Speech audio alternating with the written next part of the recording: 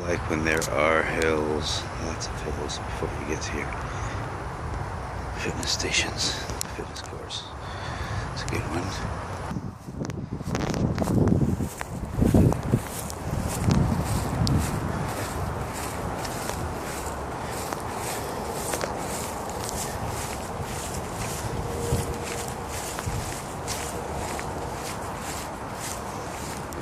Going up and down the hills.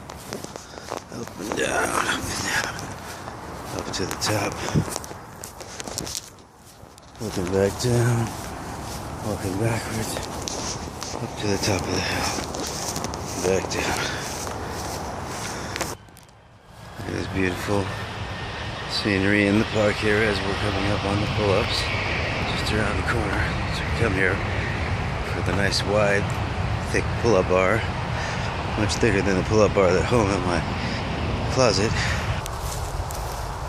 Here at All Good Man, we think about the beauty, the nature, like we're going into fitness.